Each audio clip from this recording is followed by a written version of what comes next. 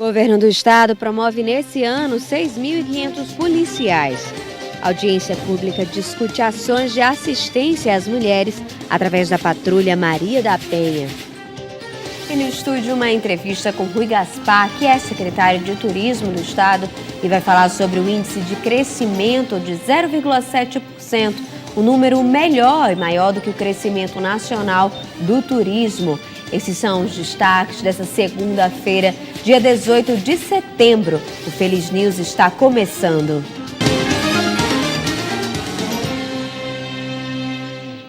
Boa noite.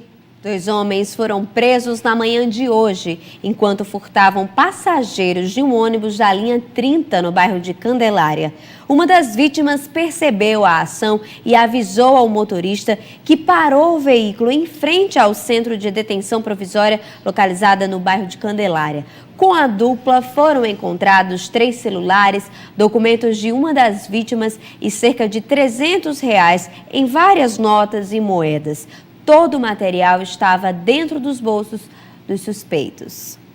E olha só, esse final de semana foi violento aqui no Rio Grande do Norte. Foram 30 mortes entre a sexta-feira e o domingo. Segundo dados do Observatório da Violência Letal Intencional, o óbvio, a nossa repórter Rita Oliveira tem uma média geral de quantos homicídios foram registrados nesses 9 meses. É com você, Rita.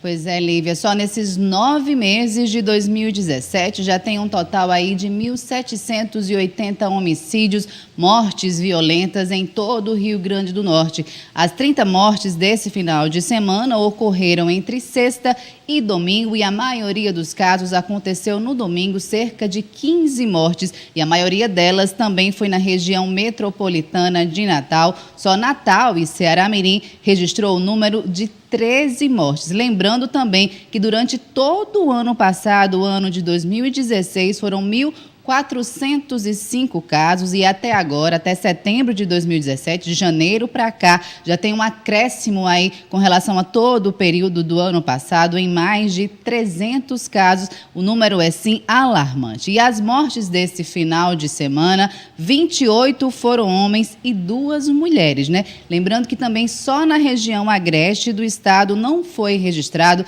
nenhum tipo de morte violenta. Procurada, a Secretaria de Segurança Pública disse que não comentaria esses dados porque são do Observatório da Violência, né? O óbvio. Lívia, volto com você. Obrigada, Rita, pelas informações. E olha só, na manhã de hoje foi realizada a 31ª edição do Motores do Desenvolvimento com o tema A Participação do Estado na Economia, como o equilíbrio fiscal público influencia o mercado.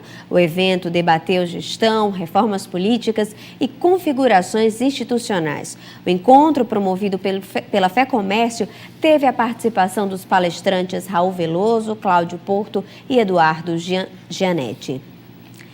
E da manhã de hoje, olha só, a gente vai agora para um intervalo comercial e você confere logo mais as notícias do nosso esporte potiguar com o Momento Esportivo. E ainda, o governo do estado promove, durante a sua gestão, 6.500 policiais. Depois do intervalo, a gente volta já.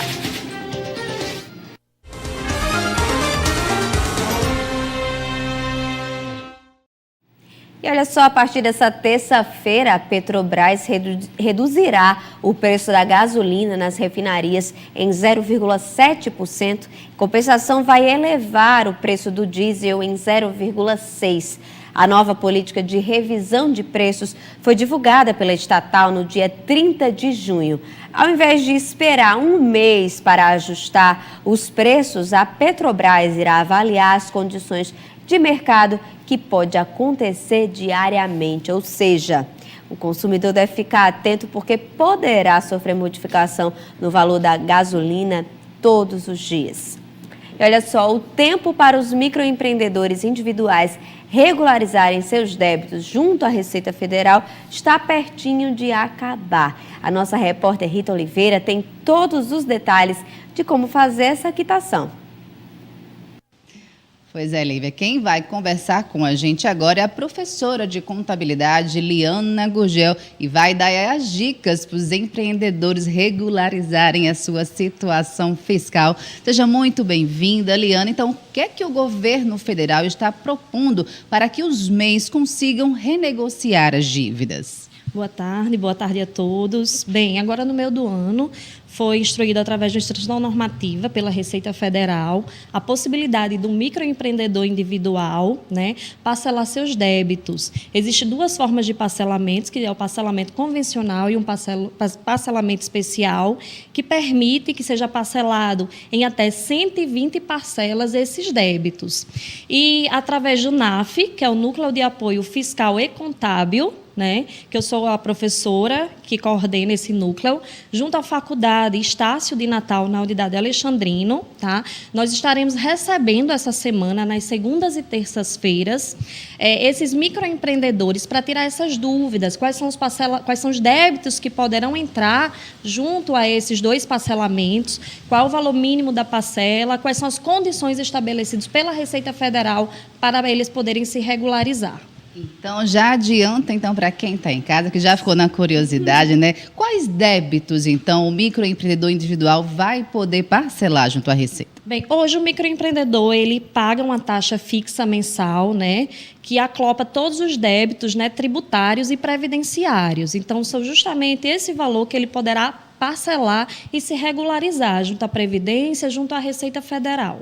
E tem um valor mínimo para que possa ser pago de cada parcela, Liana? Sim, nesse parcelamento especial, que foi instruído através dessa instrução normativa agora no meio do ano, a parcela, o valor mínimo da parcela é de R$50 e os débitos vencidos é até maio de 2016. Então, nesse parcelamento, os contribuintes formalizados através do MEI, poderá parcelar até 120 parcelas. Os débitos posterior a maio de 2016 poderão ser parcelados em 60 parcelas. Então, o que é que os microempreendedores devem fazer, para que possam parcelar? E lembrando que essa é a primeira vez que a Receita Federal permite esse tipo de parcelamento das dívidas, é isso? Sim, nessa quantidade de parcelas, de até 120 parcelas, foi uma instrução normativa recente, publicada agora no meio do ano. Então, eu convido a todos os microempreendedores individuais que tenham interesse em se regularizar junto à Receita Federal e que tenham dúvidas sobre esse processo do parcelamento,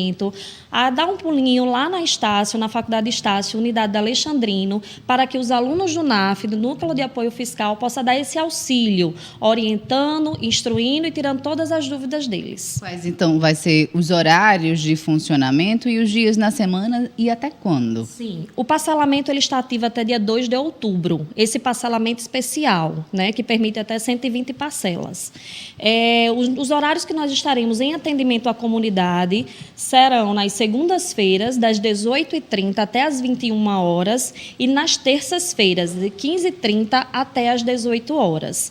Lembrando que é um atendimento gratuito, os nossos alunos eles são capacitados pela Receita Federal, recebem toda semana treinamentos, junto com o docente responsável, que é o professor e contador, que acompanham todas essas informações. Eliana, só lembrando, é qualquer tipo de dívida tributária junto à União que os MEIs tenham e vão poder aí parcelar, é isso? Exatamente. As dívidas que ele tem junto à Receita Federal, que eles pagam um carnezinho com valor fixo mensal, poderá entrar nesse tipo de parcelamento. Professora, muito obrigada por sua participação, por suas informações e parabéns também pela iniciativa, por ajudar aí o público MEI, a se regularizarem junto à Receita Federal. Muito obrigada. Então é isso, Lívia. Fica o recado também para quem está em casa, que acabou de nos assistir. Não deixe de fazer esse parcelamento, é uma oportunidade única. Lembrando que é a primeira vez que a Receita Federal do Brasil libera esse nível de parcelamento em mais de 100 parcelas para os MEIs negociarem aí as suas dívidas. Lívia, volto com você no estúdio. Obrigada, Rita, pelas informações. É realmente uma oportunidade única. E olha só, após a espera de 15 anos, o governo do estado do Rio Grande do Norte promove 233 praças e 94 oficiais, chegando ao número de 6.500 policiais promovidos nessa gestão. A solenidade de promoção dos 327 policiais militares aconteceu no Comando de Policiamento, que fica na Avenida Rodrigues Alves, no Tirol. Para o governador, o momento é de reconhecimento ao trabalho desses profissionais. O governo que reconhece o papel importante das nossas polícias. Eu acho que eu estou aqui tentando mostrar à Polícia Militar que tem um governador que está fazendo justiça à carreira do policial militar, e que isso possa traduzir em bons resultados para que o povo espera, que é melhor segurança, mais tranquilidade no nosso estado. E ela está fazendo o que pode. Então, o que eu pedi hoje da polícia foi, diante dessas promoções, mais união, mais integração, para que tenhamos um sucesso nessa busca que o povo tanto cobra, e com todo o direito de cobrar, que do governador e também do nosso governo, mais segurança para a população. São 233 praças promovidos e 94 oficiais. A secretária de Segurança Pública também fala da importância do momento para a segurança e das ações que vem desenvolvendo para diminuir os índices de violência no estado. Só este ano de 2017 já são mais de 1.700 homicídios. É um estímulo a mais que nós estamos dando a esses homens e mulheres pelo afinco, pelo trabalho, pela dedicação. É você ter a certeza que você vai estar trabalhando, seus direitos vão ser reconhecidos e vai ter uma melhor condição de trabalho. É isso que nós estamos promovendo hoje. Estamos só precisando de mais recursos. Os aportes que virão agora, que a Assembleia destinará 50 milhões para a segurança pública, e isso fará a diferença e toda a população verá. No atual governo, já são 6.500 PMs avançando na carreira com as promoções. Alguns já esperavam há anos pela iniciativa. O comandante do 4º Batalhão da PM aqui de Natal esperou por 8 anos a promoção a tenente-coronel. Significa para mim o reconhecimento do governo do estado, o reconhecimento do comandante-geral ao trabalho que eu desempenho como comandante do 4º Batalhão, que hoje é a maior área de Natal a ser coberta por policiamento. Trabalhamos protegendo 86 comunidades e, segundo o último censo, estamos com uma população superior à cidade de Mossoró. Hoje nós vemos que até o próprio policial militar de folga sofre o delito, ele e sua família. Então uma automação maior seria proteger a própria família e os próprios amigos. Então, independente do que aconteça, seja salário, seja níveis, o que seja. Então hoje o empenho maior, a motivação maior é proteger a própria família e seus amigos. Em todo o Rio Grande do Norte há um déficit de quase 5.000 policiais militares. E o governador do estado disse que um novo concurso público se aproxima, com a previsão da publicação do edital em até 30 dias, com mais de 3.000 vagas distribuídas entre as polícias civil e militar. E olha só, o governo do Rio Grande do Norte anunciou que fará o depósito nesta terça-feira do pagamento da folha de agosto aos servidores ativos, aposentados e também aos pensionistas que recebem entre 3 e 4 mil reais. Ainda não há data prevista ao pagamento dos salários de quem recebe acima desse valor. Além disso, servidores da educação e dos órgãos da administração indireta que têm arrecadação própria também receberam seu pagamento. E olha só, na manhã de hoje ocorreu na sede do Tribunal de Justiça a audiência pública para discutir ações de assistência às mulheres em situação de violência doméstica e familiar através da Patrulha Maria da Penha. A Patrulha Maria da Penha, projeto da vereadora Júlia Arruda, do PDT, propõe o desenvolvimento de ações de proteção e assistência às mulheres vítimas de violência doméstica e familiar, com o auxílio da Guarda Municipal de Natal.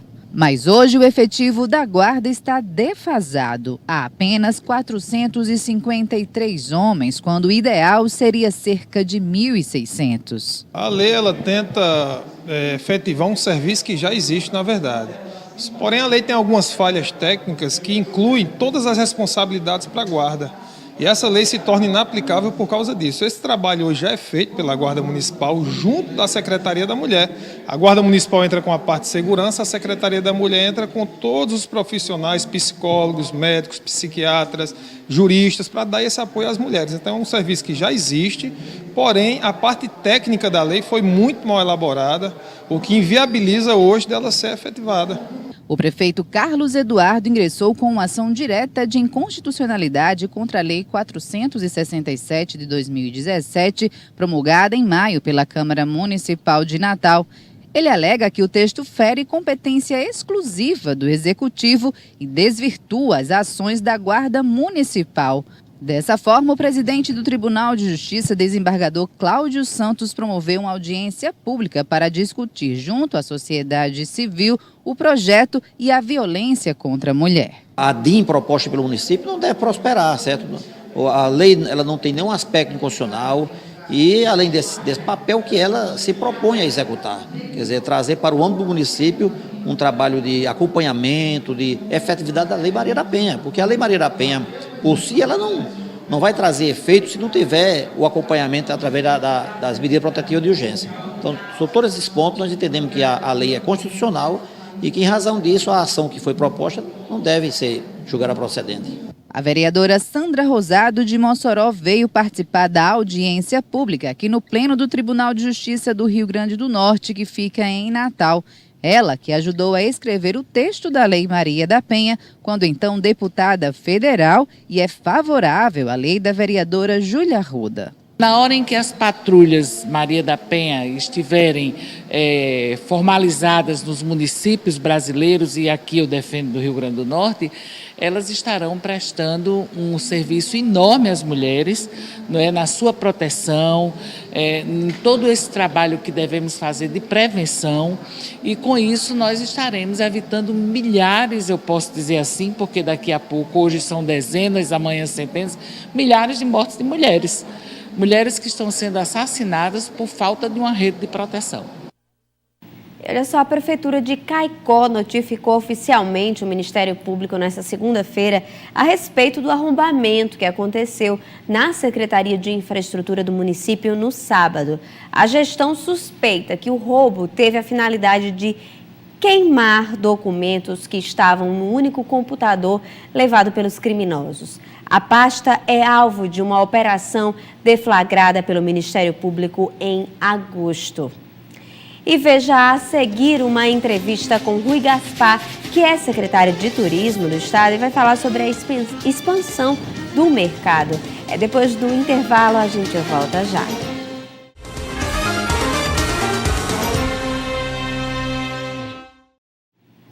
E agora vamos mudar um pouquinho de assunto e vamos falar de esporte. O ABC continua numa fase complicada. O time segue na lanterna da competição com apenas 17 pontos. E ainda, é claro, outras notícias do esporte potiguar. Confira agora o nosso giro, o nosso momento esportivo.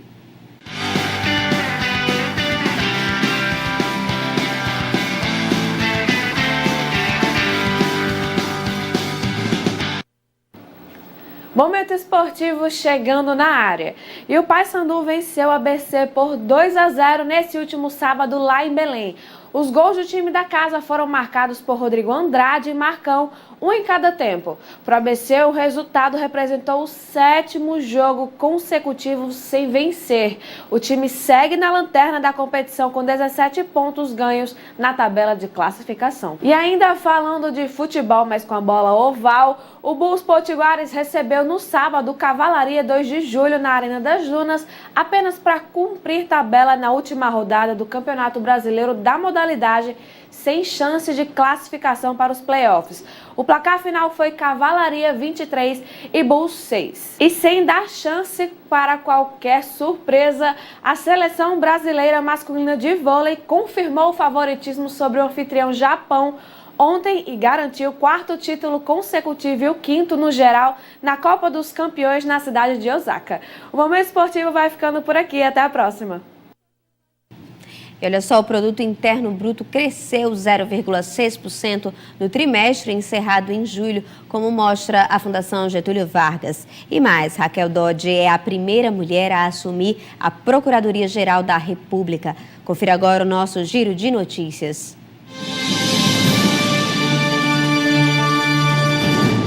O Produto Interno teve um crescimento de 0,6% no trimestre encerrado em julho deste ano. Nessa comparação do trimestre encerrado em julho, a alta chegou em 1,1%.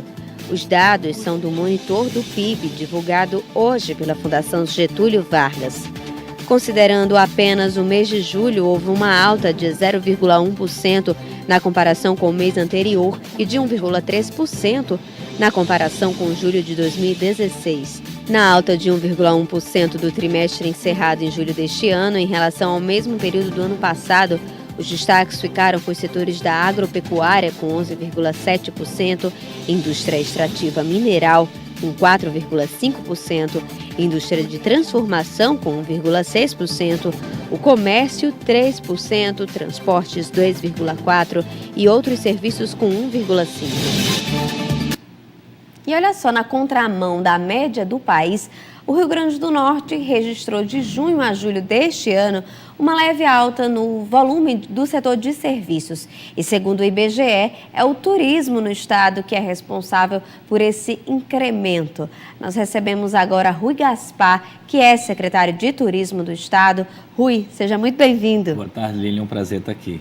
Olha só, vamos entender. É possível para a gente mencionar quais fatores, implicaram nesse crescimento de 0,7% no turismo, como tem demonstrado o IBGE? Sem dúvida alguma, até porque a gente tem um levantamento que a gente faz mensalmente e agora no mês de agosto, para você ter uma ideia, a gente cresceu 13,5% comparado com o mesmo período do ano passado.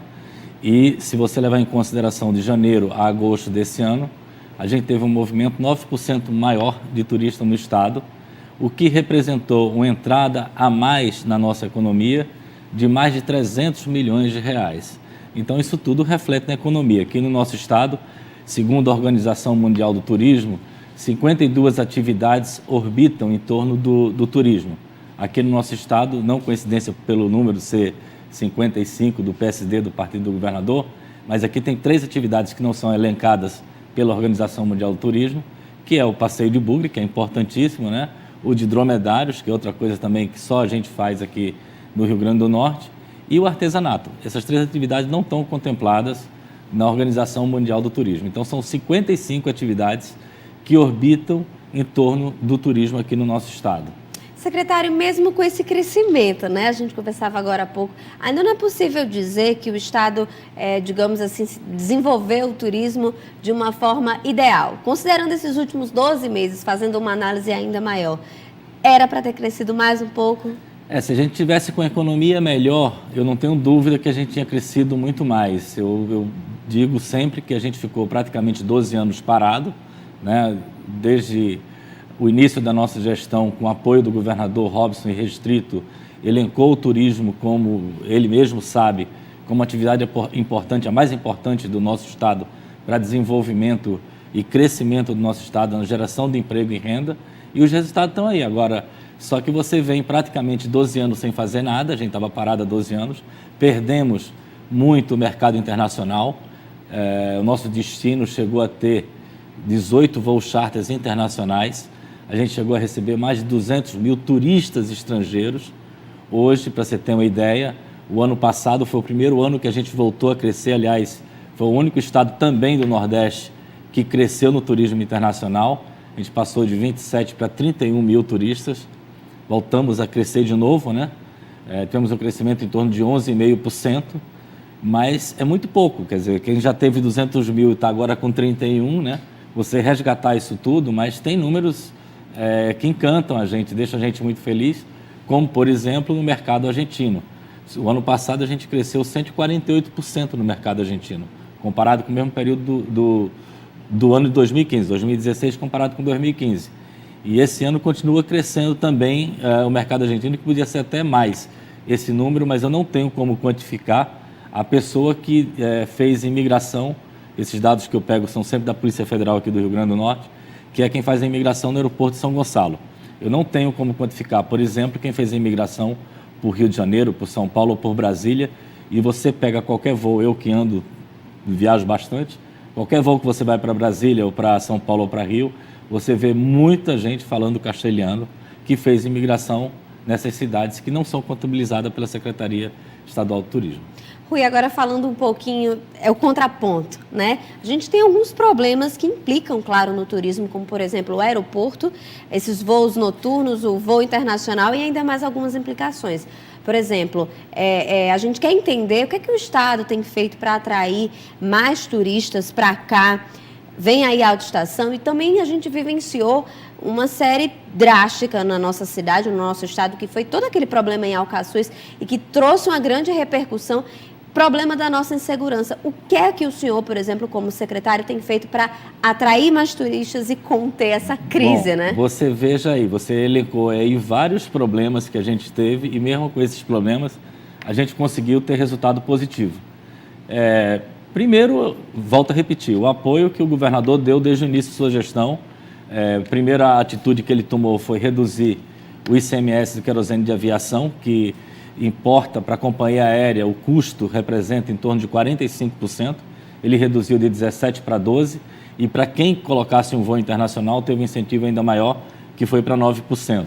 Incentivou também as operadoras de turismo, também inédito, foi o primeiro estado e o único estado que fez isso, fazendo com que os voos charters nacionais fossem isentos do ICMS sobre o querosene de aviação.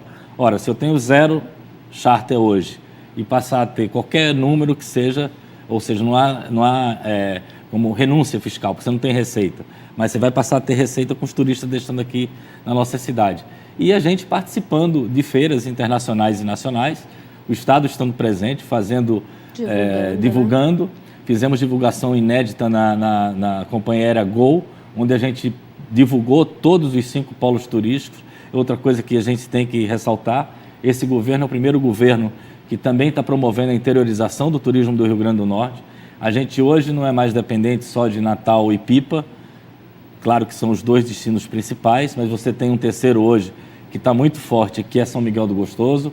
Você tem toda aquela região de Mossoró que é muito forte também, que estamos tentando viabilizar que o aeroporto volte a funcionar lá em Mossoró, que a partir daí eu vou poder trabalhar mais, inclusive trazendo turistas para aquela região que tem um potencial turístico imenso. A Santa, que nunca foi divulgada, está sendo divulgada como nunca. Nós temos o maior monumento católico do mundo, a Santa Rita de Cássia. Fizemos agora uma ação nos municípios de Serra de São Bento, Pacifique, Montes e Gameleiras, um investimento também alto de promoção. São várias ações, divulgação, são várias que a gente tem feito e o resultado é esse que tem aparecido, né? E mesmo com essa dificuldade, porque sem dúvida alguma esse problema do aeroporto vai afetar, não tem como não afetar, até porque os voos internacionais, por exemplo, foram cancelados. Então a gente vai perder aí, só aí a gente não vai ter o voo que tem da Argentina e os voos que tem de Lisboa. Vamos perder esse daí. E vai demorar um tempo de novo para recuperar. Com relação à distância do aeroporto, por exemplo, que muita gente questiona, principalmente o natalense, mas o turista ele não reclama, porque ele está acostumado, porque todos os aeroportos modais no mundo, eles são distantes. Quem reclama é quem está aqui, Quem né? está aqui. Quem está aqui já o turista já é conhece... acostumado. O cara que vem de São Paulo, ele embarcou para Guarulhos, tá? É longe. O cara que vem de Belo Horizonte embarcou para Confins, que é longe.